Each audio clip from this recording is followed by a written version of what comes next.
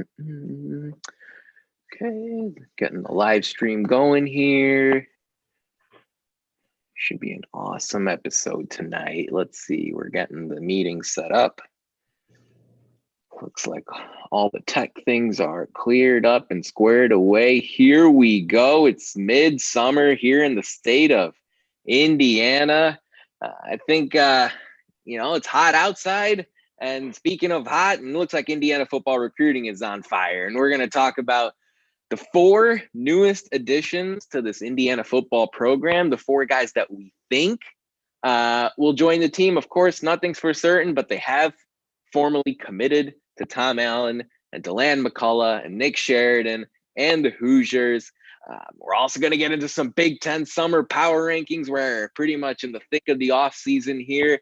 Practices are about to get going. Crazy enough, fall camp's about to get going for that start of the season in November. Of course, all these NBA draft decisions were made over the course of the last couple of weeks.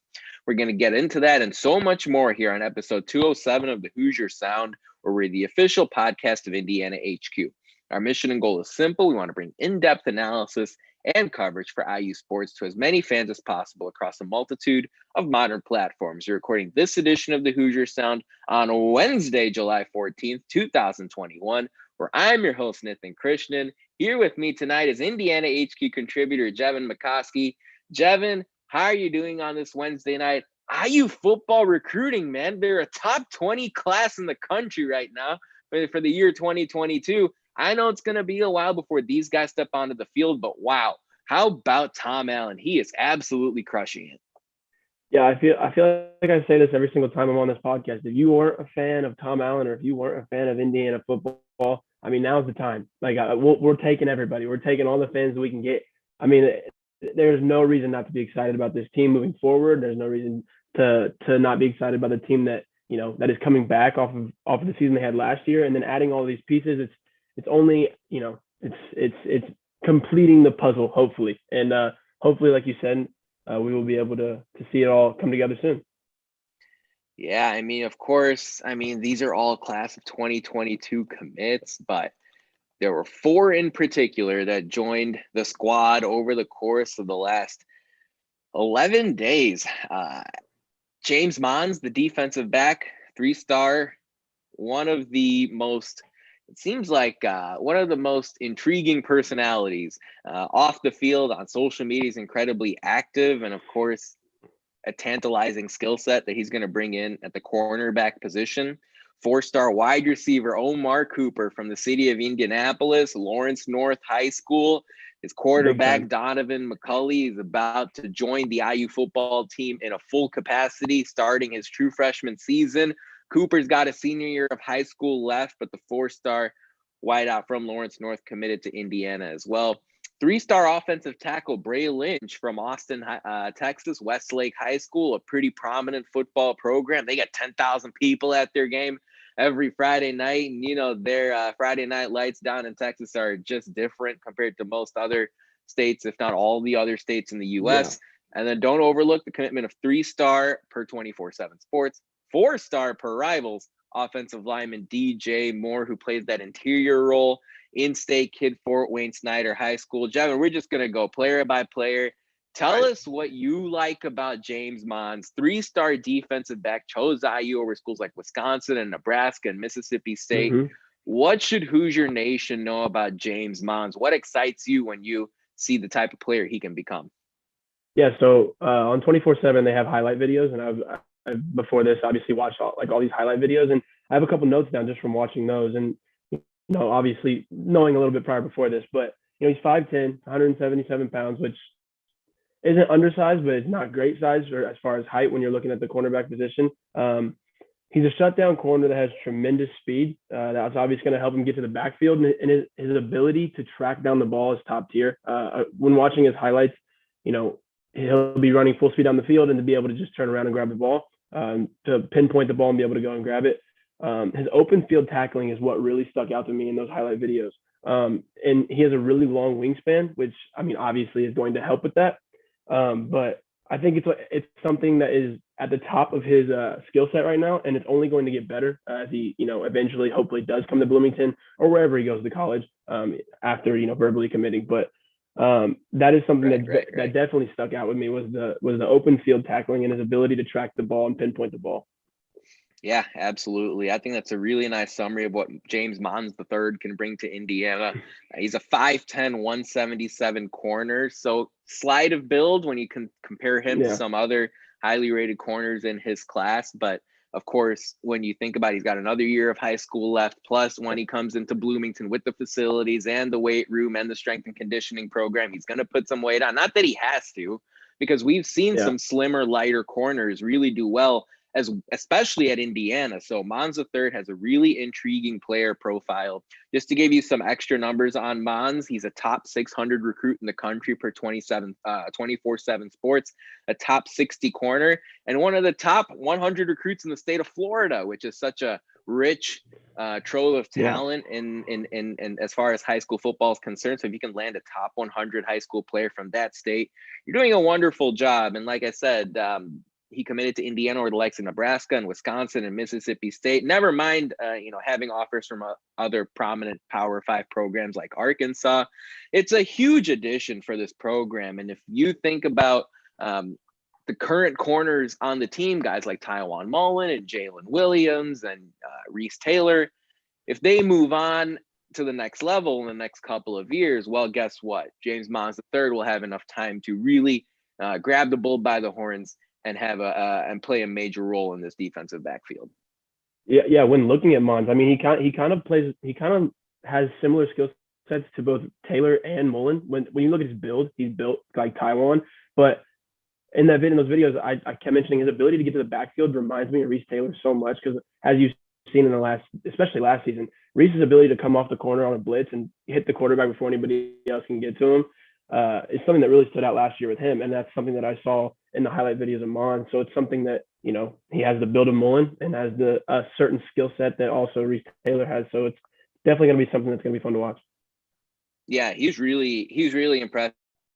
And I like that you talked about Taiwan Mullen and Reese Taylor as far as player comparisons. I'm going to turn back the clock a little bit, and the former Hoosier that I like to compare him to is Richard Fant. I don't know if that's a name a lot of IU football fans remember, but if he's not, he's someone you should. Fant was someone who was built with a very similar skill set, and before Taiwan Mullen stole the show as Indiana's best corner in recent memory, Richard Fant was someone who did a great job as far as defending passes, the occasional interception, using the most of his frame. And if James Mons over the course of the next year looks at some tape of Taiwan Mullen or Richard Fant, I think he's going to be in a very, very good position. But Jevin, let's talk about sort of the biggest fish of the four that came through over the course of the last 10 days. 4-star receiver Omar Cooper from the city of Indianapolis, Lawrence North High School. I talked to you a little bit about him earlier. Take it away, Jevin. What should IU fans know about Omar Cooper? Yeah, like you said, Lawrence North High School, 2022 4-star receiver, 6'1", 185. So he's got some height to him, but he's not that real big body receiver. He's got great speed. Some stats from his junior year. He still has another year in high school. 38 catches, 14 touchdowns, 1,100 yards at nearly 30 yards per catch. That's absurd when you're looking at yards per catch. His breakaway speed, and he also has the ability to jump up with his defender and make catches over the top. Again, I would watch these highlight videos, and I found myself at certain times when my jaw just dropped at his ability to be able to leap over his defender and grab the ball before they could even think about going and grabbing it. When looking at someone, I know I'm more recent with IU football, so when I look at him, I kind of see Ty Freifogel with the kind of the same frame. He's 6'1", Ty's 6'2". They both have the ability to break away downfield, but they also both have the ability to go up and get the ball over their defender. So when I look at Omar's highlights, I definitely see Ty Freifogel, but programs are built on three-star recruits unless your name is Alabama or Clemson. But when you can get a 4-star receiver like Omar, it's definitely something to be excited for. That's a great point. Yeah, when you consider the physical attributes of Cooper, 6'1", 185, someone who is ranked in the top 300 nationally by 24/7 Sports. They have him at 273 overall. And I don't really nitpick about the specific number that you are, unless you're, top 5, top 10 in the country, which, those are the Alabama and Clemson recruits that we're talking about there. But if you're a top 300 recruit nationally, there's going to be some variance in that number. But overall, that just means he's got a very, very tantalizing skill set. A top 50 wide receiver in the country, a top 10 recruit in the state of Indiana. And Cooper really came down to West Virginia and IU as far as where he wanted to go to college. Gerard Parker was primary in his recruitment at West Virginia, but Grant Hurd and Kevin Wright here at IU able to pry him away. And Matt, our usual co-host here who's unavailable tonight, he's talked on and on about how important Kevin Wright was to this Indiana coaching staff. We're not going to get into too much detail on this, but Wright comes over from IMG Academy in the state of Florida, one of the most prominent high school football development programs in the country. And Wright knows exactly what gets these 5-star, 4-star recruits ticking and what they care about and how much they believe in the program that they commit to and how much they believe in what kind of playing time they're going to get and how much they believe in the kind of vision that their college coaching staff has in store for them. And Omar Cooper is exactly the kind of receiver that fits that billing. So great news that Indiana was able to pry Omar Cooper away from West Virginia, win that recruiting battle. Just FYI, Cooper also held receivers from Wisconsin, from Purdue, Missouri, Michigan State, Illinois, Arkansas. Those are some of the schools that reached out to Cooper and gave him an offer before he cut it down to IU and West Virginia. The receiver I'm going to compare Cooper to is Tandon Doss. And Doss is somebody who had a really successful career at Indiana. He was 6'2", Cooper 6'1". We're splitting hairs here, but that's just a physical comparison. Doss was someone who could play inside and out, run clean routes, get himself open. And then, of course, it's incumbent on the quarterback to get him the football. And Ben Chappell did that when he was in Bloomington about a decade ago. And we hope that, if Michael Penix Jr. is still here, he can deliver the football on the spot to Cooper. If it's not Penix, then it could be Jack Tuttle. It could be Donovan McCully. Definitely interesting. How about Jack Hoover, a 2022 commit as well? So that's my fun little player comparison for Omar Cooper Jr. Really great to see an in-state player who is receiving national interest commit to IU, and Tom Allen and Grant Hurd and the football coaching staff. Great to see.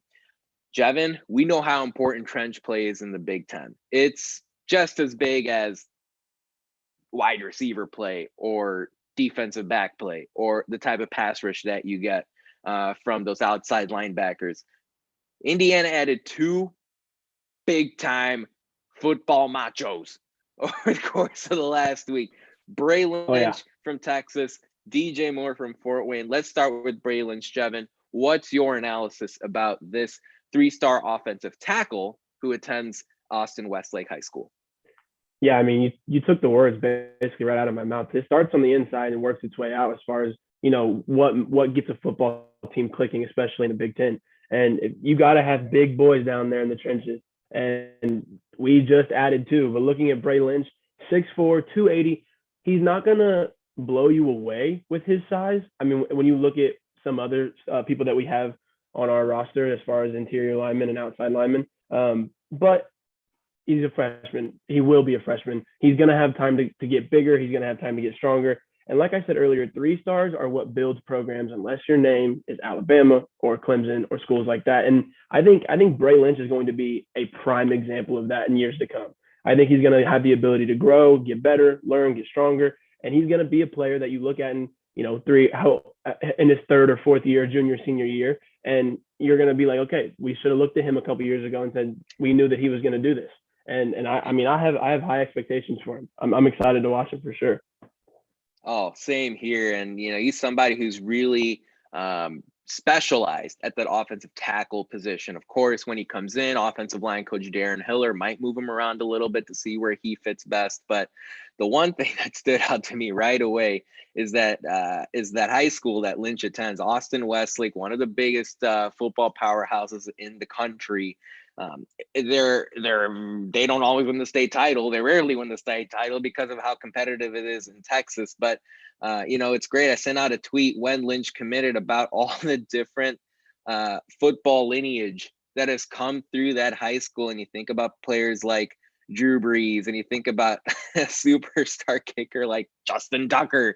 I mean, really, guys from all positions have gone out and succeeded there. And then what's incredible is that Lynch's current high school quarterback, Cade Klubnik, 4-star recruit, class of 22, committed to Clemson. How about this? His fellow offensive line teammate, Connor Robertson, class of 22, committed to Texas. I mean, there are a lot of high schools around the country that'll take one Power 5 commit in a 4-year cycle and say, wow, we're doing great. That guy was a superstar. I remember my high school had a player go to the Big Ten, and that was like throw a parade, for goodness sake. And now we've got someone in Braylon Lynch, whose high school in Austin Westlake has 2 superstar level commitments on his roster. I love the point you made about having a little bit of time and a little bit of opportunity here to put some weight on his frame. The comparison I thought of immediately was Coy Cronk. He was an in-state recruit. Of course, Lynch is coming from the state of Texas, but Cronk was 6'5", 270 when he joined the IU football program, if you look at the numbers per 24/7 Sports. And as he went into the NFL preparation process this past offseason after his year at Iowa, he bumped his frame up to 6'5", 320. So you can see how over the course of those 4 plus years, hopefully Bray Lynch doesn't have the injury that Coy Cronk had to go through in his last year at Indiana. But immediately, that was the comparison I thought of. Any final thoughts on Bray Lynch before we get into DJ Moore here, Jevin? Maybe not Bray himself, but if you have not seen Texas high school football, just do yourself a favor and just Google what it looks like. Because, I mean, it's ridiculous. So if you haven't, do yourself a favor and go ahead and search that up.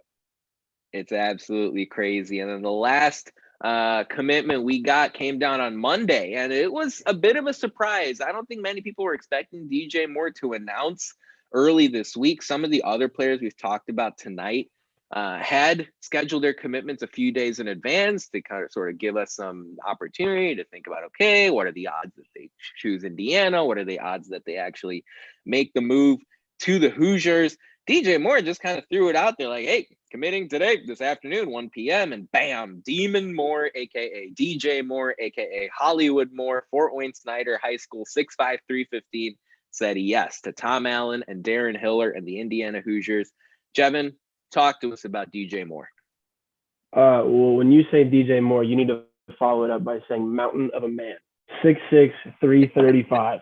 I mean, that is a big boy. He's very, very athletic for his position. He moves his feet very, very well, which obviously is going to help him protect the quarterback, but it's also going to help him in the run block game as well, being able to pull a little bit if he needs to. He's very, for as big as he is, very light on his feet, and he's able to get out and move very well. Going into the locker room his freshman year, he will be the second biggest player on our team, only behind Caleb Jones, who stands at like 6'8", 350. So he's going to have the size already. It's just going to take, a little bit of the development process that we talked about with Bray Lynch. But he, out of all these recruits, I would say DJ Moore is on the top of my list as the most excited to watch, just because of the sheer size that he has and the skill set that he possesses. Well, I had myself on mute there for a second. Now, that's a great point. Real quick, just so I have it on the record, let's give you Bray Lynch's recruiting numbers for 24/7 Sports before we go into DJ Moore. Lynch is a top 900 recruit nationally, 3-star, close to that 4-star level, top 100 offensive tackle in the country, one of the top 120 recruits from the state of Texas. Again, very similar to Florida, very competitive, lots of talent there. Top 120. You'll take that for a second. We'll be very interested to see how that number improves, ideally, as the high school season progresses. But as far as Demon Moore / DJ Moore / Hollywood Moore / Mountain of a Man, somebody, Fort Wayne Snyder High School, talking to people around the state of Indiana who have some sort of minor, indirect, distant connection to Moore himself, all they say are positive things about Moore. Obviously a giant on the field, but someone who's agreeable, nice, friendly, good to have off the field as well. And that does seem to be a consistent theme. That's what I was just going to say. When you look at it, I mean, you look at all these recruits and you look at the person that Tom Allen is, he's recruiting not only a certain type of player, but a certain type of person as well, who falls into that LEO and is the same kind of person on the field as they are off the field. Yeah, that's a great point. Yeah, I mean, the last thing you want is to have great recruiting and great performance on the field historically, but then as you go into the season, you got to suspend guys and you got to withhold guys because they're not buying into what you want. And, all in all, that's going to prevent them from really realizing their full potential. I remember previous high football teams in the past would have 5 or 10 or 12 or 14 suspensions and announced an hour before kickoff of the opener. And you go, well, I was so excited to watch all these guys play. And then, they weren't able to uphold their responsibilities off the field or have conduct that, is appropriate, deemed at least by the coaches. So you're absolutely right. Incredibly important to have players who build into your philosophy. Of course, there are always going to be mistakes made over the course of 2 or 3 or 4 years, but it's great to see that big picture vision shared by the recruits and the coaching staff and so on. To give you DJ Moore's recruiting numbers per 24/7 Sports, again, we've talked about he's a 3-star, right on the cusp of a 4-star. If you look at their recruiting rankings, would not be surprised if they bumped him up to a 4-star here in the months to come, especially with a couple of good games in that pretty competitive Indianapolis high school football schedule. The Fort Wayne high school football schedule. He's a top 500 recruit nationally, 413 in the country, one of the 15 highest ranked interior offensive linemen in the nation, a top 10 recruit in the state of Indiana. And then you think about the kind of offers he held.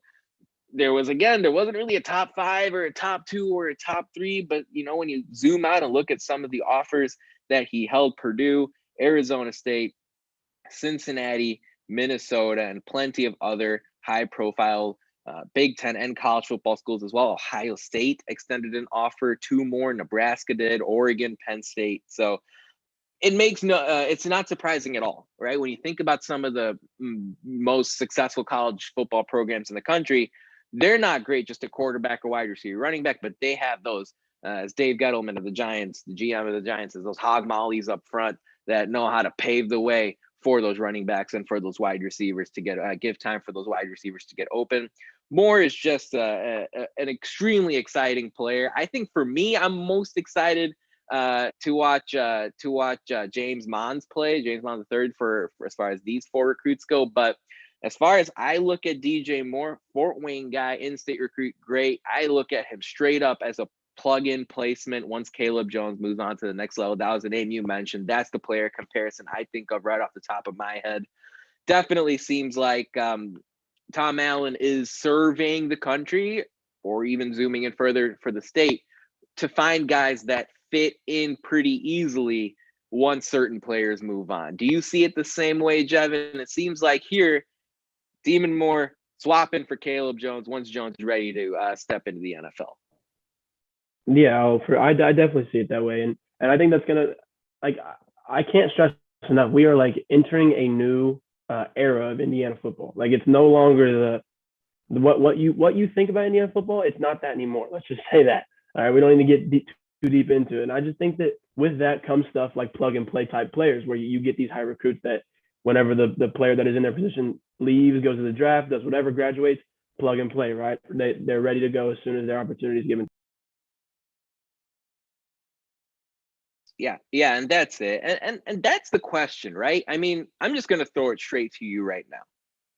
Indiana is 20th per 24/7 Sports recruiting rankings for the class of 2022. Indiana's never reached that level in the modern era. It just doesn't happen. In 21, Indiana was number 53. In the class of 2020, Indiana was number 57.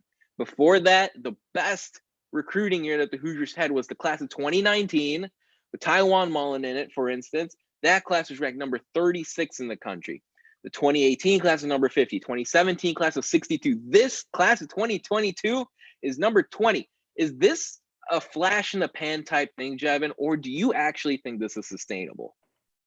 I think I think anything is sustainable with success. And I think the more success that you see Indiana have, the longer that be sustained. And I don't think the success is stopping anytime soon because, and I know I keep coming back to it, but it all revolves around Tom Allen. People want these student athletes, they want to play for a guy like Tom Allen. And as long as he is around, I think that this will be sustained because I think we will continue to bring in these high level recruits, these 4 stars, a couple 5 stars every now and then. They can't all go to the SEC and Alabama and places like that. They have they got to spread it around a little bit. And like I said, as long as we continue to have success and hopefully we can get to a bowl game and win the bowl game this year. I think as long as that success is continued, then it will be able to be sustained for sure. Yeah, it's the $1 million question, really. I think that's the thing everyone wants to know. Let's assume Tom Allen continues to serve as the head coach at Indiana. Now, let's assume that. Even then, I'm a little skeptical that we'll continue to see top 20, or even if you stretch it out, top 30 recruiting rankings here at Indiana. And I know the Hoosiers are interesting, and I know they've served as the sort of feel-good story of the last couple of years in college football, especially in high major Power 5 college football, where it seems like there is an established hierarchy, and it's Ohio State, and it's Michigan, and it's Penn State in the Big Ten, and it's Alabama, and Clemson, and USC, and Florida, and Miami, and Georgia across the country. Indiana's a feel-good story. It's just hard for me to see this type of level of recruiting continue. I hope I'm wrong, but at the end of the day, when you look at Indiana right now, they're ranked higher than USC, they're ranked higher than Mississippi State, and they're ranked higher than West Virginia, and ranked higher than Florida, and Michigan State, and Iowa State, and Clemson, and UCLA, and Tennessee, and Wisconsin. And I'm like, really? Are we really going to keep doing this, Jevin? I mean, how? Listen, I'm a very optimistic person, and after hearing you dive deep into this, I don't want to change my answer, but maybe we'll go to top 30. I don't know. I genuinely feel like, though, as long as the success comes, this is sustainable. Now, will it? Again, it's that $1 million question. We don't know, but I just feel like the more you win, the more people are going to want to come and win. So I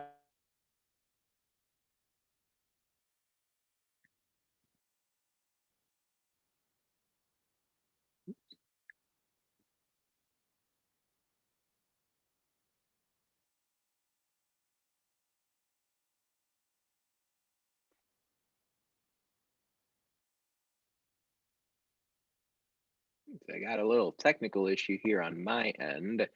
Not sure if everyone can hear us. We're just gonna hang tight for a second. Jevin, all right. I think I have you back. Can you see me, hear me? Yep. This is it. This is 2021. This is technology. We just got to go with the flow. We'll cut this out in post-production, but yeah, we're back. I mean, the one thing I'll say where I will accept this, there is this wild card that comes into play. That's the NIL stuff that we talked about on our podcast last week, where high school players going to college and now NCAA student athletes can profit, can make money off of their name, image, and likeness. It's obviously swept the college world by storm. And as they continue to sort of keep that legislation in place, keep those rules in place, and allow players to have that major social media presence and profit off of it, that really, I think, does overall level the playing field. A lot of people argue that the NIL stuff makes it more unequal. I think it actually levels the playing field. Someone like Taiwan Mullen, for instance, who's really grown an identity here in Bloomington. For him, he can serve almost as a blueprint, as a template for the type of player you can come in, become a superstar here in Indiana. Places like Columbus or in Ann Arbor, you're kind of just the next best guy. You're just the 500th, the 500th most interesting football player to come through there. Here, you can actually build and establish a legacy, and the NIL sort of thing really does boost that. I will never forget, though, the one thing that Indiana does have going for it, and we'll see how it plays out over the course of the next few years, is that they do have Tom Allen as the head coach. And we remember those videos post-game from really every victory that Indiana had this past season in the locker room. But then, of course, the one that really stands out was the on-field interview by Holly Rowe of ABC/ESPN at Camp Randall Stadium in Madison after Indiana won. All the players loved him.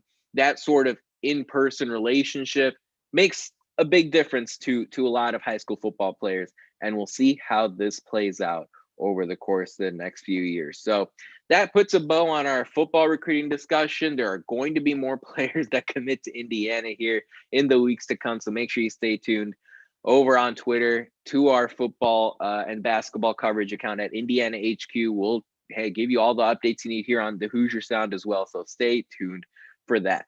It's time for Who Won the Week this past week in IU sports, and there's no question that the 6 Hoosiers who were taken in the MLB draft were the headliners and the deserved winners of this segment for this week. Here are the names: McCade Brown, pitcher, taken in the 3rd round. Gabe Bierman, pitcher, taken in the 7th. Matt Litwicki, pitcher, taken in the 10th round, as well as Tommy Summer, a pitcher, taken in the 10th round as well. And then on day 3 of the draft, Cole Barr and Grant Richardson, position players, were taken in the 15th round by Seattle, the 17th round by the New York Yankees. That was Richardson. Signees as well, Colson Montgomery and TJ White were drafted in the first 5 rounds. We'll see what kind of decision they make. I have a very difficult time seeing Colson Montgomery turn down an opportunity to start his professional baseball career. We'll stay tuned to see what TJ White decides. He was drafted by the Washington Nationals in the 5th round. Jevin, I know you followed the baseball team pretty closely. What do IU fans need to know about the players that were drafted? Bottom line, what an incredible success it was these past few days in the MLB draft for the program. Yeah, I mean, it's an incredible opportunity for all 6 players. But like you said, when you get drafted 20, it was 20, I can't remember if it was 22nd or what, 21st, it's going to be hard to pass that up whenever, I mean, it's going to be tough. But again, you have these players get drafted and they have the opportunity to come back. And you look at a player like look at players like Cole Barr and Grant Richardson. If those players leave, there's going to be big holes on this Indiana Hoosiers roster. Especially players like Grant in center field, and he was our number 1 bat this last year, big power hitter. It's great opportunities, but it will leave holes. But it's just like we talk with football, it's another opportunity for players to plug themselves in and make the most of their opportunity. Most certainly, yeah. The couple notes I wanted to make there: Colson Montgomery is also an Indiana high school product. I believe it's Southfield High School in Indiana, or Southridge. I want to make sure I get that. Southridge High School in Indiana. So great to see an in-state kid get taken in the first round of the Major League Draft. Yeah, we're going to keep you updated on everything you need to know about the IU baseball program, these stay or go decisions, as players can now decide whether they want to move on or stay in Bloomington. It's not like some of the things you see in the NBA or the NFL. They get to now make that decision based on sort of the slot value that their pick has and whether they want to accept that contract or come back to Bloomington. Of course, you think about some of these different factors. Of course, you are definitely going to have fans in the stands for this upcoming season, and the IU baseball program should be poised to make another run to contend for a Big Ten title. And last year, they kind of had some of that robbed from them. So these are all the different variables that are being put into place here as we head into this upcoming spring baseball season. But a reminder, if you'd like to subscribe to our podcast for free, all you have to do is search for the Hoosier Sound wherever you listen to podcasts. Stay up to date with all of our information by following us on Twitter at Indiana HQ and at the Hoosier Sound. So, Jevin, over the last couple of weeks, we just had a bunch of NBA stay or go decisions. It seemed like there was a prominent player at every Big Ten school, at least every big-time Big Ten school, that said whether they're going to leave or whether they're going to come back. And it's such a major offseason of change around college basketball. It kind of hit me the other day. I mean, once March Madness ends, you not only had coaching changes, you had players coming in and going in a transfer portal in record numbers, and then you had this final wave of activity where these big-time college basketball players decide whether or not they want to go to the NBA. At Indiana HQ, we're about to release an article where we give our Big Ten power rankings from 14 to 1 for these men's basketball teams. And tonight on Indiana HQ and on the Hoosier Sound podcast, we're going to dive into our 2 cents on where each of these programs are, starting from the basement owning for the first time in a while. It's not Nebraska. It's not Northwestern. It's the Minnesota Golden Gophers. Jevin, is this a surprise to you that Minnesota's all the way down at 14? And in a minute, and for all these teams, we're going to ask the question, by the end of the season, do they think they'll be better or worse than where they are? Minnesota can't get worse. But first, Jevin, talk to us about the Golden Gophers. It's not surprising. And it's something we need to look at the success that they, or I guess the lack of success that they've had in the past. Last year, where they had a 14-15 record, they had players like Eric Curry graduate. They had one player leave for the NBA draft. Marcus Carr in the portal. So when you look, I mean, Marcus Carr was their go-to person last year as far as going to get a bucket. You lose him, you lose a lot of your scoring.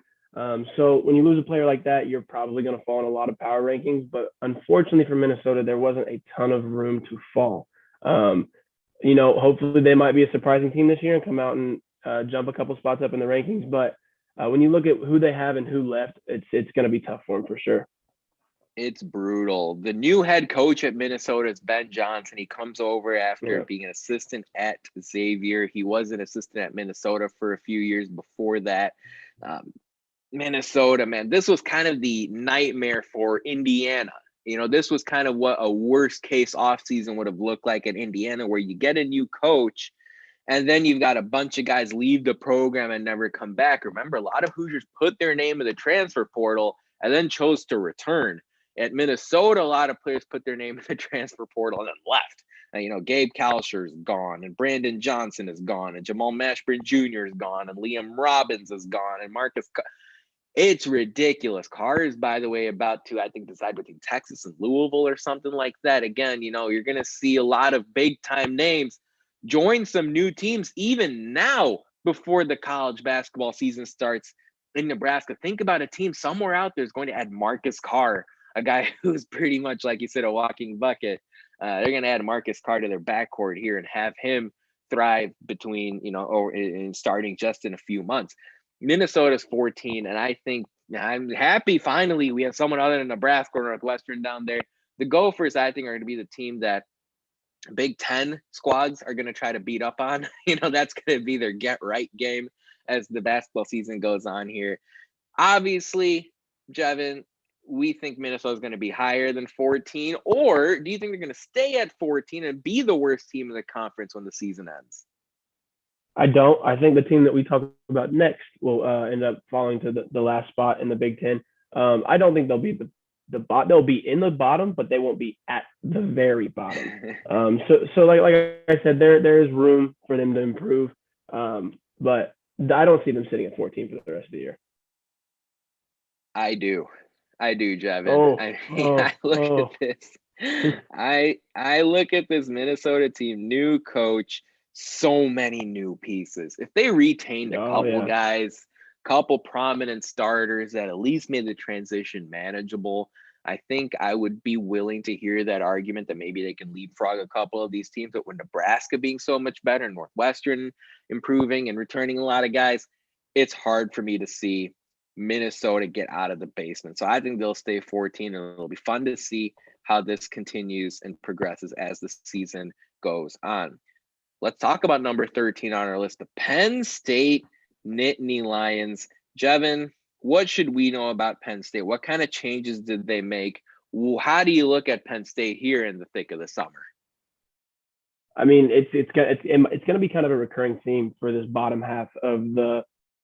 I actually, for the entirety of college basketball, it's the transfer portal. It struck hard for a lot of teams throughout the Big Ten and a lot of teams throughout the entire country. I mean, you look, they had players transfer to Ohio State, Florida, UMass. They had players transfer all over the country, and they're not bringing in a ton of talent. And they do have a couple players that are projected to return, but it's just one of those unfortunate situations where the transfer portal struck, and it struck Penn State pretty hard in my opinion, and that's why I can't see them making it out. And the struggles that they had last year, I don't see them leaving that 14 spot. Man, they could float back and forth between 12 and 14, like that area, but I just can't see them. At the end of the year, I see them at the very bottom. I will give them credit for this. I really do like the new coach that they brought in. As you can see, the other two Big Ten schools that brought in new coaches, we've got at 14 and 13. Indiana, we've got a little bit higher. We'll keep you on your toes for that. Micah Shrewsbury comes over from Purdue, comes over from the previous stop at Butler.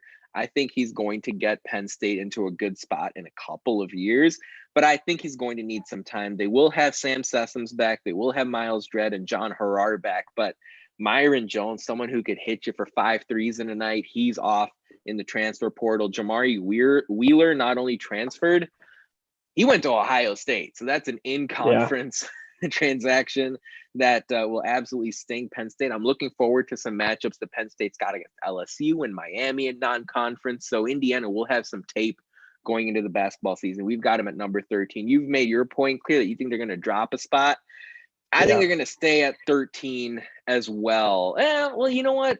No, I think they're going to move up a spot or two. I like some of the returning pieces that they have. Miles Dredd is someone who's not afraid to take the shot when he needs to. Sam Sessoms is a reliable guard in the Big Ten. I think they're going to move up a tick. I think they'll still end up in the bottom 4, but I think they'll move up a tick when it's all said and done. But they will need an adjustment period. They have a new coach, got to put in a new system. We'll see how this all plays out. And 12th spot in our rankings, possibly a surprise to some of you that haven't heard a lot about the Big Ten over the course of the offseason. And the last thing you remember about these teams is March Madness and the Big Ten tournament. Jevin, the Iowa Hawkeyes lost a lot. They lost a lot of firepower. Luka Garza's gone. Joe Wieskamp is gone. It's going to be a rough year out in Iowa City, isn't it? Yeah. And when you look throughout the Big Ten, they're the team that lost the most. I mean, National Player of the Year last year, Luka Garza, obviously. But then you look at a player like Joe Wieskamp, and he was on the fringe, didn't know if he was going to be coming back to Iowa for his next season or if he was going to be continuing the NBA route, and he ended up choosing that instead of coming back. But you do have to look at the players that are projected to return. They do have Keegan Murray, who was very impressive last year. But when you lose so much talent, and then you CJ Frederick transferring to Kentucky, Jack Nunn transferring to Xavier, when you look at the players that are lost to both the transfer portal and to the league, it's just a lot that they have to overcome as far as that's a lot of points that are going to be gone. Between Wieskamp and Garza alone, that's close to 45, 50 points a game. Yeah. And the thing is, there aren't really any highly touted newcomers coming into their program. No. You know, it's one thing if you're bringing in a 4-star, 5-star recruit, a couple of those guys, or you really hit it a home run in the transfer portal. Fran McCaffrey did none of that. And as a result, I think Iowa's actually going to end up worse than 12 when it's all said and done. I think they're going to slip a spot or two, 13, maybe even 14. It wouldn't surprise you if they literally finished last in this conference. Minnesota's going through a lot of transition, so maybe not that far. But I think Iowa's going to end up as a bottom 4 team. It's not just Garza and Wieskamp too. Like you said, CJ Frederick transferred to Kentucky. John Calipari looked at this guy and said, yeah, he's going to be a valuable addition to what we're doing here. And so when it's all said and done, yeah, the Iowa Hawkeyes in a rough spot here. We had them ranked number 3. We had them ranked number 3 in our end of season Big Ten rankings over at Indiana HQ, and the Hawkeyes now sitting in the number 12 spot. The next team that I think is going to have a lot of intrigue and a lot of interest here as we stand on July 14th. We stand here on July 14th. Looks like Jevin's got a little bit of a technical issue. We're going to hang tight here real quick as he fixes that. The team that we've got number 11 is Northwestern. And the thing about the Wildcats is that Northwestern brings back a lot of players that we're familiar with, a lot of players that we've heard of before. They do lose Miller Kopp, of course, transferring to Indiana. But look, Jevin, this Northwestern Wildcats team brings back a lot of familiar faces. How high is the ceiling for these guys? I mean, can they sneak into the tournament? You know, they bring back a lot of players. What's the story with Northwestern? Yeah, I mean, if you can bring back Chase Audige and Boo Buie, and we saw what they were able to do to Indiana last year, you're going to have a chance when you have people who can score the ball like Chase Audige and Boo Buie. Like you're going to have a chance. Like I know you said they did lose a couple of players, 1 to Indiana and Miller Kopp, but I think their ceiling. Man, it's tough. I'd say their ceiling is probably the ninth spot in the Big Ten, which when you look at the Big Ten would probably fit into the tournament. But they'll be a fringe team, a bubble team. But I would say ceiling is probably 9 or 10 spot in the Big Ten. Yeah, I think that's fair. It's just, Ryan Young is back and Pete Nance is back and Robbie Barron's back and Bowie and Audige are back. And it's, there's going to be a lot of familiarity and continuity. We'll see how important that is over the course of the season. I think they'll be able to rattle off a ton of wins at the start of the year, a very soft non-conference schedule, an interesting non-conference 4-team tournament with Georgia, Tom Crean, with Providence, Al Durham, and Northwestern, who I'm sorry, not Northwestern, but Virginia, where Armand Franklin is going. So that 4-team tournament will be interesting to see how those teams stack up, but otherwise a very soft non-conference schedule for Northwestern. I think they'll rattle off some wins at the start of the year. And if they can go 10-1 or something, 10-2, 11-1 in non-conference play, and maybe pluck one of those key wins in that 4-team tournament, I think will be taking place in Brooklyn, then I think the Wildcats can jump into the conversation. So we'll see how this all plays out. I think Northwestern will finish higher than 11 by the time the end of the season comes around. Is that how you're feeling too? Yeah, I mean, like I said, I think 9 is their ceiling, but I mean, we have them at 11 now. It wouldn't surprise me if they dropped to 12, but I would expect them to move up at least 2 spots. And guess what, Jevin? In the number 10 spot in our Big Ten power rankings, a team that has wallowed in despair for years and years, for at least 2 seasons under Fred Hoiberg, and even at the end under Tim Miles, the Nebraska Cornhuskers. Wow, we've already got them jumping 4 spots. Why do the Cornhuskers get this leap, Jevin? Bryce Mcgowan. That's why. 5-star recruit. They're bringing also in, I don't want to mispronounce his name, Wilhelm Breidenbach. He's a 24/7 top 100 player as well. So when you look at these teams that are losing players in the transfer portal, yes, Nebraska lost a couple of players, but they are, unlike other teams in the Big Ten, they are bringing in the talent. And Bryce Mcgowan he's a stud, and he will be a stud, and that is why they have jumped 4 spots. And like you said, Fred Hoiberg has not liked his position in the Big Ten for the last 2 seasons.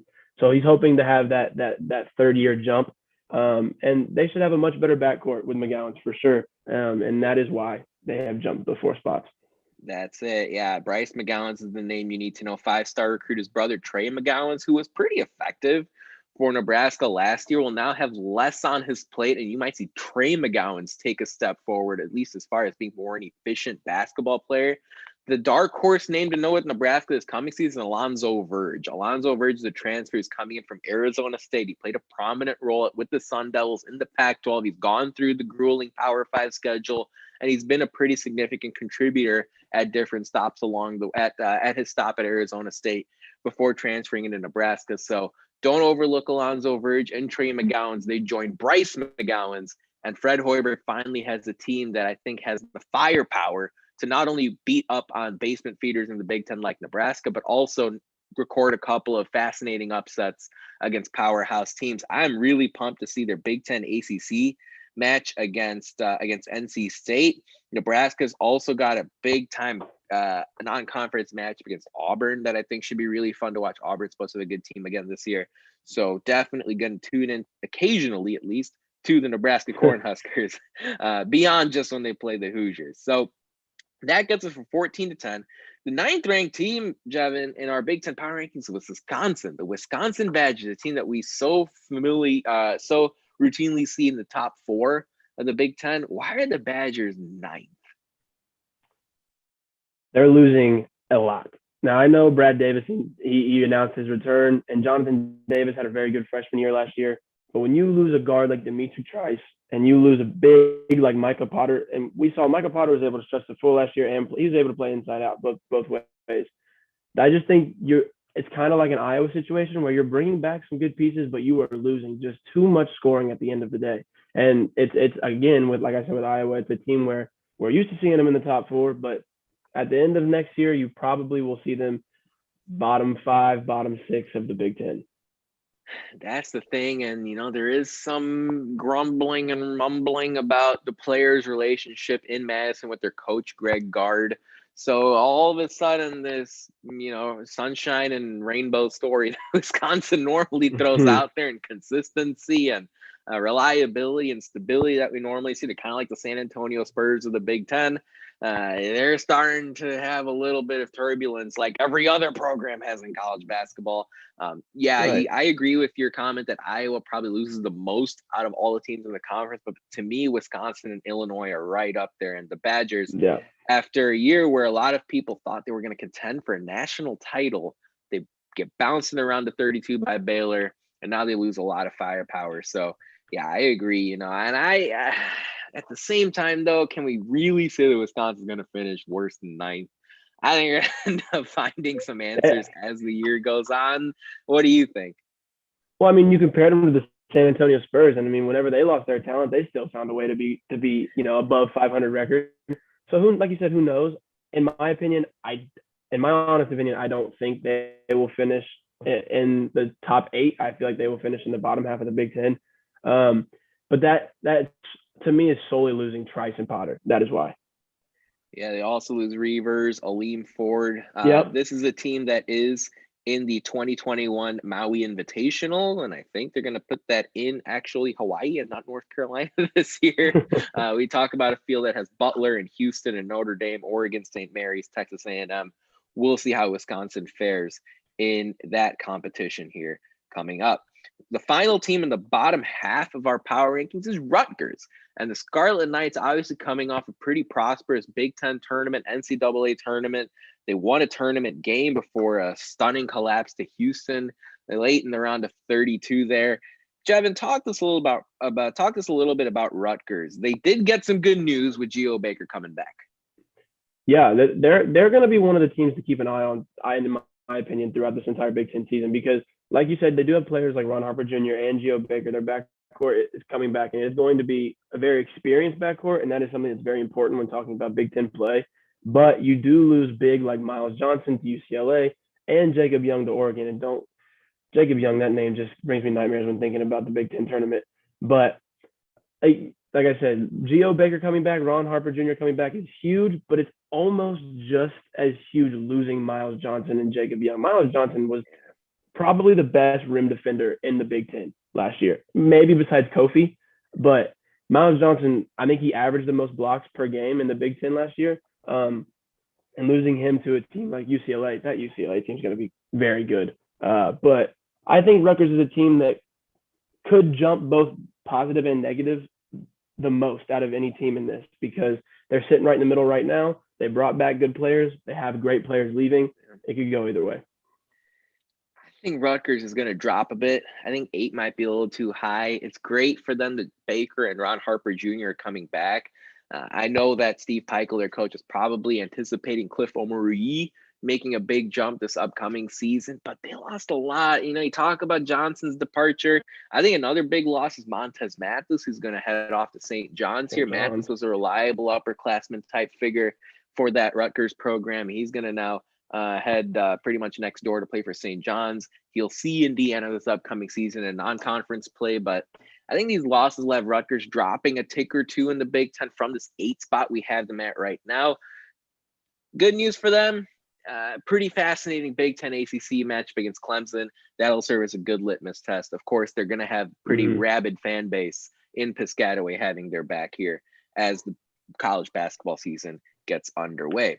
Quick time for a social media shout out. We had a weird Twitter interaction between Tom Green and Little Caesars. You guys should just go over to Twitter and look that up. I don't want to even ask any questions about that. Another note we wanted to throw into this segment is that Indiana did add UNC Asheville to their men's basketball non-conference schedule. That's a team that is usually a pretty passionate basketball program. Of course, they're a smaller school, and Indiana will be favored to knock them off in that game pretty comfortably. But a team that cares about, it's a program that cares about basketball, has basketball in their blood and veins. Of course, North Carolina is a state that we associate with college basketball a lot, with all the teams that are in that state over there on the East Coast. So Should be a good matchup. It should be a win for Indiana, not a game that makes the Hoosiers sweat all that much. I do find it interesting that UNC Asheville's best player is a guard. His name's Taijian Jones. He averaged 16 points per game last year, took 8 threes a game, and hit 40%. So if he goes off in that game, Indiana will be in trouble. So you do have to focus on that backcourt defense, whether it's Rob Finney or someone else stepping up to limit UNC Asheville's best player. Just a friendly reminder again, if you want to follow us, you can over at Indiana HQ. That's where we are on Twitter, Facebook, and YouTube. We are indiana.hq on Instagram. All right, Jeff, let's head to our top half power rankings here. The top 7. At 7, they're waiting on Kofi Coburn's decision, but we've got the Illinois Fighting Illini. Yeah, if Kofi comes back, this team jumps up a good amount of spots. But like you said, he's got to make his decision this Friday, I think is the date. And he announced today Kentucky, Florida State, and Illinois. So he does have the opportunity to come back. In my opinion, he should come back to Illinois. But nevertheless, you do have Andre Cabello coming back. You do have Trent Frazier coming back. Their backcourt will be solid, even though they lost the best point guard in college basketball last year in Iota Sumu. They did lose Adam Miller to LSU. They're going to be an interesting team. It's going to be a team that has some question marks, especially if Kofi doesn't come back. Their front court will look a lot different if Kofi doesn't come back. So I don't know. Illinois has a really big question mark by them right now, if you ask me. Huge question mark. I mean, with Miller's transfer to LSU, that's when we can't ignore whatsoever. Of course, Iota Sumu off to the NBA. You're basically Brad Underwood's handing the keys to the car entirely to Andre Curbelo, who's a player we saw last year in spurts do some impressive stuff for Illinois, except, now you're not just having him drive to the gas station, you're having him drive across the country. And it's a whole different conversation because Curbelo is, maybe like a Devontae Green plus kind of player, maybe less shooting, but a little bit more creativity and a little bit better of a passer and more controlled. But that's a lot of responsibility on one guy's shoulders. I think Coburn, I think he should come back to Illinois. I think he's gonna want to change the scenery. My hunch, that's fine with me. Just speculating. My hunch says he goes to Florida State. They've really come on in the last couple of days as far as his recruitment. The Athletic has reported that Coburn's not really considering Kentucky. Of course, anything can change in an hour, let alone 48 hours. And Coburn's going to make this decision on Friday. All right, Hoosier Nation. We've got Indiana at number 6. And I know what you're thinking. Wow, they're a new coach, and this team's barely gotten out of the bottom 4 in recent years. Number 6. Jevin, make sense of that. I like where we've got Indiana. Make sense of that number 6 ranking. Yeah, I think 6 is the perfect number. I know we're going to go higher or lower after this, but I think 6 right now is the perfect number. And that's without seeing half of this team play basketball for Indiana for the most part. Because earlier when we were mentioning teams like Minnesota and other teams that were at the bottom, they had players transferring out. Well, we have a lot of players, good, solid players, rotational players transferring in. Xavier Johnson from Pittsburgh. You have Miller Kopp from Northwestern. Michael Durr, seven-footer from South Florida. And you can't forget Tamar Bates, who's the 5-star out of IMG Academy. He's going to come in my opinion, should start immediately. I think he's just going to be a player that flourishes under Mike Woodson. And of course, you can't talk about Indiana basketball and not talk about Trace Jackson Davis. Should be the Big Ten Player of the Year. Should be in the running for National Player of the Year, in my opinion. He's got to find that right hand. He's got to be able to use that right hand at the rim. Has to get a 13, 15-foot jump shot. But I think Mike Woodson will be able to, he hasn't done anything wrong yet. So let's just assume that he's going to get Trace Jackson Davis a jump shot. And then you still have, Parker Stewart, who should come in and be able to shoot the ball well. Christian Lander, hopefully, for the love of God, hopefully he plays well. I have been his biggest supporter, and I will continue to be his biggest supporter. And I just hope that he comes in and he proves that he proves that 5-star rating that he had coming in. He's actually the age of a freshman now, but he has that year of experience under his belt. Why I don't have Indiana higher is the loss of Armand Franklin. Losing him to Virginia. I think Virginia is the perfect fit for Armand, but I think losing him is going to hurt obviously more than it's going to help. No one, I don't think there's going to be a player that's going to be able to take Armon's spot. But again, 6 is the perfect spot for me. Yeah, I like where Indiana's at right now. A lot of changes for sure, but in this case, change is good. You know, there's a lot of really productive, positive adjustments to this team, starting at the top with the head coach, down to some, players that might find themselves in the starting lineup or at least play critical minutes off the bench. The non-conference schedule is going to provide some tests. We've talked on previous podcasts about Louisiana Lafayette, for example, and St. John's offering an interesting wrinkle. Syracuse is going to be tough. Notre Dame's going to be tough. There are going to be some good tests in a non-conference where these teams, where this team can learn and get better and gel, gain that chemistry. I love your comments on Trace Jackson Davis. FS1 BTN analyst Andy Katz said the same thing. He said Trace Jackson Davis should flourish under Mike Woodson. Indiana is my sleeper pick for a deep run. So Andy Katz is feeling Indiana. That's great to see. Jevin, I think Indiana is going to finish better than 6th. I think they're going to finish better than 6th. I think, to be fair, 5th is better than 6th. Yeah, 5th is better than 6th. I don't think they'll sneak into the top 4. What are your thoughts? Oh boy, I will let you say they can stay 6th. Oh man, I know I said earlier there was a team that has the biggest fluctuate, like they could go up or down, but I feel like Indiana might take that. They could go up to 4 or 5, but they could also drop down to like 7, 8.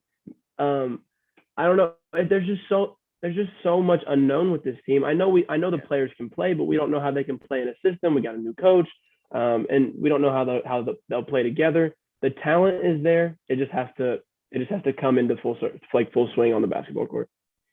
For sure. I think the way most people are looking at it, and I agree, there's kind of a clear tier 1 in the Big Ten with the top 3 teams. And then there's sort of a big muddle in the middle. And then sort of down at the end, you've got Minnesota, Penn State, Iowa sort of fighting for the basement.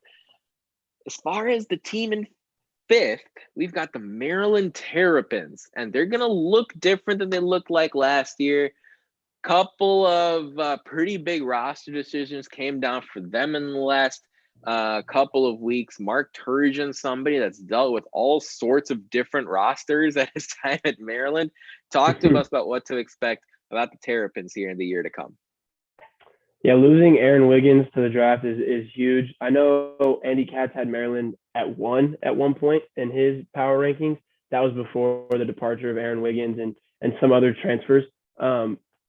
They're going to be an interesting team. I know you said there's like a top tier when it comes to the Big Ten.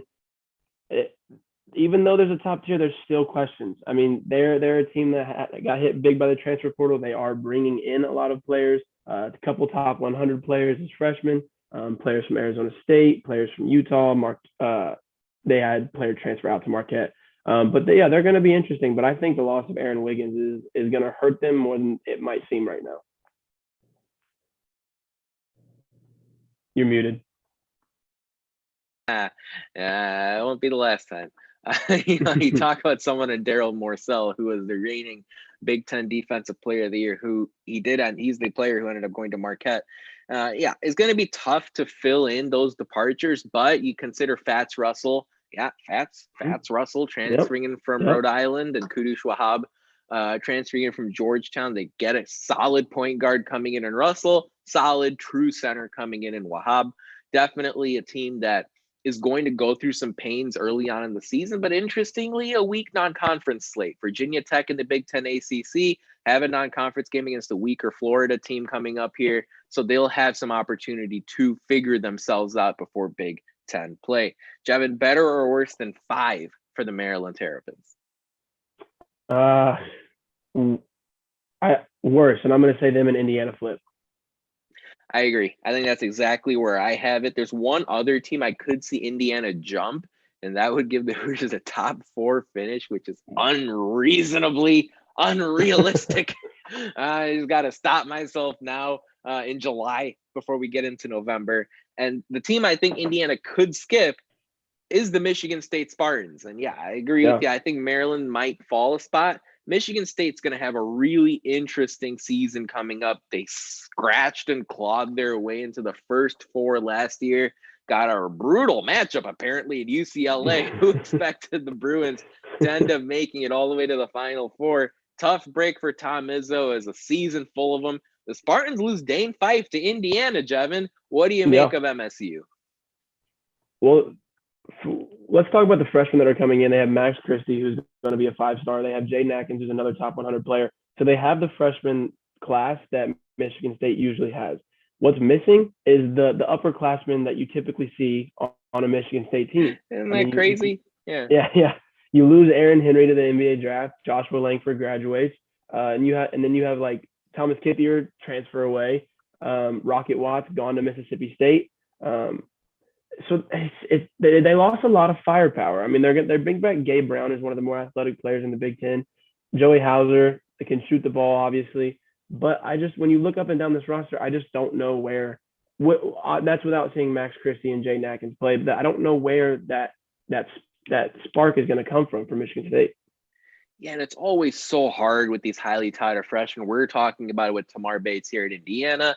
Max Christie is an even more a significant example of that. He's the second highest Big Ten recruit coming into the conference, according to 24/7 Sports, after Caleb Houston at Michigan. So Christie, somebody, how much time is he going to need to adjust to non-conference and Big Ten play, to college basketball? It's a whole different ballgame compared to high school.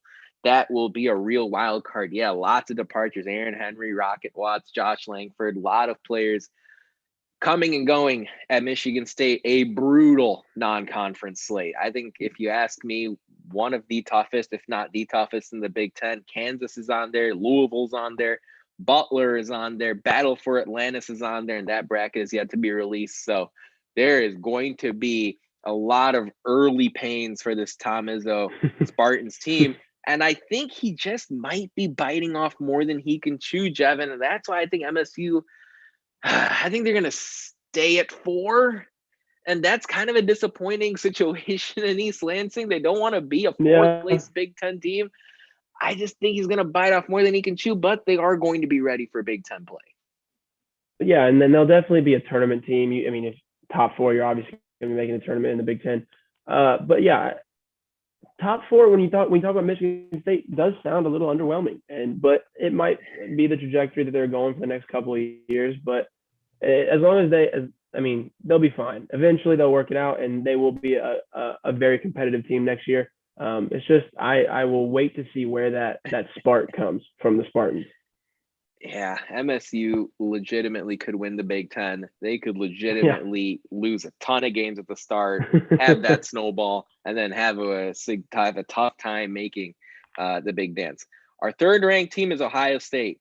They got some bad news with Dwayne Washington going to the pros, but overall, Chris Holtman's going to have another really good squad in Columbus, isn't he? Oh, yeah. Zed Key coming back, Seth Towns, Kyle Young making his return again. But you lose players like CJ Walker, point guard. You lose Dwayne Washington, of course. Musa Jallo didn't get to play a whole lot. He's a Bloomington native. He didn't get to play a whole lot last year due to a foot injury, transferring out to Charlotte. But they do have Malachi Branham, top 50 player, coming in as a freshman. Got Joey Brunk from us. They do have a good amount of arriving players. But it's Ohio State. They'll figure it out. They have EJ Liddell coming back, which is absolutely massive when you talk about potential Big Ten player of the year. Huge. So they're going to be one of the tougher teams for sure this upcoming season, without a doubt. One of the tough teams, tough outs as well. I know we saw them lose to Oral Roberts in the round of 64, but let's not put too much stock into that. New year, new team, changing of a handful of pieces on that roster. And of course, let's not overlook the fact that they're still one of the best teams in the country last year and a 2 seed in the NCAA tournament. Non-conference slate at Xavier, going to be interesting. Duke in Columbus, ACC Big Ten Challenge, always going to be a high-profile event. Neutral site game against the Kentucky team that should be back in the top 10 this upcoming season. So a lot of challenges in the non-conference slate. They're going to be third for me, I'm really excited to see two players on Ohio State, Jamari Wheeler coming in from Penn State, and then a guy we talked about on this podcast a few weeks ago when he was on Louisiana, Cedric Russell. He's going to transfer to Ohio State, and Russell was someone who was an absolute dynamite player with the Ragin' Cajuns, and they were on Indiana's non-conference men's basketball schedule. Then Russell threw his name in the portal the very next day after we recorded our podcast and eventually decided he was going to play for Chris Holtmann and Ohio State. He chose OSU over Oklahoma. Really wish he had gone to play for the Sooners and Porter Moser. Instead, he said Ohio State. Go Bucks. Jevin, are they going to stay at 3, worse than 3, or better than 3 when the year is done? I have them sitting at 3 because I don't see them jumping the top 2 teams that we're getting ready to discuss, but I don't think there are any other teams in the Big Ten that can jump them. So I would see them sitting right at 3 at the time the tournament starts. I think they are going to leapfrog one of the teams that we're going to talk about. I think they're actually going to leapfrog the team we're going to talk about right now, the Purdue Boilermakers. We've got them at number 2 right now, midsummer going into the season. So many players returning. Basically every prominent guy you remember from this team last year. We've got the 4 seed in the Big Dance. A solid year in the Big Ten, great year in the Big Ten. Everyone's coming back except for Aaron Wheeler, who's transferring to St. John's. Jevin, a lot of expectations in West Lafayette. Yeah. The number 2 team in the Big Ten and consensus top 10 team in the country. Yeah, well, when you have one of the most potential exciting players in Jaden Ivey returning, you get to return Zach Edey, 7'4", and then of course you have the top 50 Trey Kaufman coming in, Caleb First, Indiana guys, and then Travion Williams. You can't talk about this Purdue team and not talk about Travion Williams returning. It's the 14th youngest team in the country last year, and we saw what they were able to do with that. You get all of them a year of experience under their belt. I just don't see how they can not produce a top 2 season this year in the Big Ten. Now, I know I'm an Indiana University student, and it's hard for me to say this, but they are my pick to win the Big Ten this year. I had them in our power rankings at 1. They are my team to win the entire thing this year. And this is a team that I look at and I say, got a lot of expectations, a lot of pressure. And engineers know pressure can burst pipes. And the thing is, like, it's a lot to ask of a team who, it's one. I'm not necessarily going to say Purdue sneaks or flies under the radar, but it's a lot different when you're coming in with top 10 expectations and you're coming in with top 2 seed expectations for the NCAA tournament. They're going to have a really interesting matchup with Florida State in the Big Ten ACC Challenge. We've seen Florida State the last couple of years. We know the type of program that Leonard Hamilton runs down there in Tallahassee. And of course, what a boost it would be to Florida State if Kofi Coburn decides to go there. That would add even more luster to that Big Ten ACC matchup. So stay tuned. Keep an eye to see how that goes. I just think it's a team that, a lot of returning players, and Jaden Ivey's good, and Zach Edey's good, and Stefanovic is good, and it's a lot of good. Questions are going to have any great, are they going to have someone really elevate up to superstar status this upcoming Big Ten season? Travion Williams has tried to be that guy in previous years. He's really good. He's good plus. The question is, can they really put it all together to sustain it the whole season and really hit their stride in the Big Ten? I think they're going to slip a spot. I think Ohio State's going to pass them up. What do you think? Well, to answer one of your questions, I think Jaden Ivey is going to be that person for them next year. I mean, watching him in the I think it's the U19 Olympic run right now, he's putting on a show. I genuinely think that he's going to be that guy for them next year. I think he's going to take a big leap. I think he's going to get that consistent jump shot from beyond the 3-point line, and I think he's going to be that guy. And I think he is going to be the reason why they jump up one spot and take the Big Ten this year. We're going to see how that all plays out. And our number 1 team in the Indiana HQ Big Ten Power Rankings, which you can find on indianahq.com shortly, if not already, depending on when you listen to this podcast, is the Michigan Wolverines, a team that we saw pretty much sweep aside the Big Ten for the most part last season. It really wasn't close. Michigan right up there as far as the real heavyweights in college basketball. Before a pretty stunning loss to UCLA in the NCAA tournament. And of course, that led to some frustration in Ann Arbor with the basketball program at Juwan Howard. How come you look, they're in prime to be in a great spot once again. Super recruiting class led by Caleb Houston. They did lose Franz Wagner. They did lose Isaiah Livers. What are your thoughts on the Michigan Wolverines? Well, the thing that jumps out the most with them is definitely that recruiting class. I mean, 2 5-star recruits in Caleb Houston and I don't know how to say his last name. His first name is Musa. 2 5-star recruits. On top of that, you have 2 more top 100 recruits, one of them being a top 50. Yeah, they are going to be extremely tough this year. And I know we've talked about it before. You don't really know how long these freshmen are going to need. But I feel like when you get a 5-star there, the expectation for them is to be able to come in and play right away. And I don't see why that won't happen for those 2 5-stars that they have. But losing Isaiah Livers and Franz Wagner that's nothing to sneeze at. Those are 2 very good players. Austin Davis graduated, their big man. They do get Hunter Dickinson back though. That's a big plus. They'll be very tough. And I think a lot of depending on how that freshman class performs, and that is why I had Purdue jump them. Yeah, should be interesting. A pretty loaded non-conference slate for the Wolverines as well. Seton Hall's on there, Arizona potentially on there, either Arizona or Wichita State, one of those 2. How about North Carolina on the road in the Big Ten ACC, Kentucky as well coming to Michigan. So they're gonna figure things out. They're gonna have to figure things out quickly. I think they're gonna do it. I have so much respect for Juwan Howard and what he's built at the University of Michigan. Houston's going to be great. Moussa Diabate, I think, is going to fit in really nicely. Liver and Wagner, departures, but you gotta create some space to play your superstar freshman. And I think that's what's going on there. Franz Wagner is supposed to be a first-round pick in the NBA draft, so will be fun to see how all that plays out. So that's what we've got. 14-1. So much to think about. So much to talk about. You can find more details about the thought process and the logic on how we rank those teams over on IndianaHQ.com. But that about wraps it up for a 207th show of the Hoosier Sound. Thank you so much for joining us. We really appreciate your support. To hear more fantastic episodes like the one you heard today, be sure to follow us at Indiana HQ and at the Hoosier Sound to make sure you don't miss any in the future. You can also go to our website, IndianaHQ.com, to find it all in one place. Lastly, if you enjoy our show, leave us a review, tell a friend, share our link. Your support really helps us grow this podcast and reach more passionate IU fans such as yourself. But as always, thank you for listening.